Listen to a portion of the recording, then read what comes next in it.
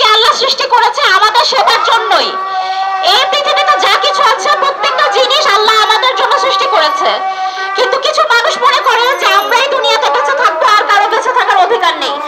নির্মম ভাবে কুকুরগুলোকে পিটিয়ে মেরে ফেলে। প্রত্যেকটা এলাকাতে এভাবে নির্যাতন চলছে এবং এই নির্যাতন বন্ধের কোনো পদক্ষেপ আমরা কেউ নিচ্ছি না। আমি আশা করছি যে আমাদের যে প্রাণী কল্যাণ আইনটা আছে এই আইনটা যেন কার্যকর হয়। আমরা যেন থানায় গেলে বিচার পাই যে একটা কুকুরকে বা একটা প্রাণকে, সে যে প্রাণী হোক না কেন, তার প্রাণ আছে। আর এই ক্রুয়েলটি গুলো কিন্তু শুরু হয় কুকুর বিড়াল মারার মাধ্যমে। কুকুর বিড়ালের ক্রুয়েলটির সাথে মানুষ মেরে ফেলার একটা সংযোগ আছে। যারা ক্রিমিনাল মাইন্ডের মানুষ তারা কুকুর বিড়ালকে তো দয়া করেই না, তারা মানুষকেও দয়া করে না। এই শিক্ষাটা আমাদের পরিবার থেকে আসতে হবে যে প্রত্যেকটা প্রাণের গুরুত্ব আছে। আমরা চাইলে যাকে তাকে পিটিয়ে নির্বিচারে হত্যা করতে পারি না, সে মানুষ হোক বা প্রাণী হোক। প্রত্যেকটা জিনিসের সমাধান আছে, কিন্তু আমরা সমাধানে না যেয়ে আমরা তাদেরকে কি করি, পিটিয়ে মেরে ফেলি, যেটা অত্যন্ত অমানবিক। আমাদের দেশে আইন আছে, আইনের কোনো প্রয়োগ নেই। এই আইনটাকে অবশ্যই আমাদের বাস্তবিক রূপ দিতে হবে। আমরা যেন বিচার পাই। বিচারহীনতা হতে হতে আজকে দেশের নিয়ম কানুন বা শৃঙ্খলা এই পর্যায়ে এসে দাঁড়িয়েছে যে কোথাও এখন বিচার পাওয়া যায় না। এই কুকুরগুলোকে নির্বিচারে মেরে ফেলা হচ্ছে। দেশে আইন আছে, এই আইনের প্রয়োগ চাই আমরা। বিভিন্ন জায়গায় কুকুর হত্যা করা হচ্ছে, বিনা কারণে কুকুর মেরে ফেলা হচ্ছে, বিড়াল মেরে ফেলা হচ্ছে, অথচ এরা আমাদের সমাজের একটা অংশ।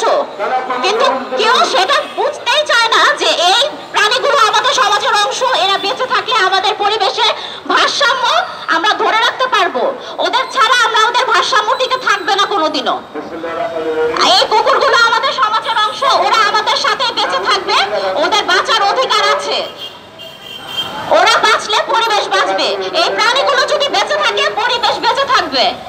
প্রাণীগুলো যদি মারা যায় তাহলে কিন্তু পরিবেশের কোনো ভারসাম্য থাকবে না। আমরা ওদের জন্য যে আইনটা আছে আইনের বাস্তবিক প্রয়োগ চাই। আমরা যেন থানায় গেলে সহযোগিতা পাই, সেটাই আমরা দাবি জানাচ্ছি। আর আমাদের হচ্ছে এই কুকুরদের জন্য সরকারিভাবে আমরা বেশ কিছু দাবি রাখতে চাচ্ছি।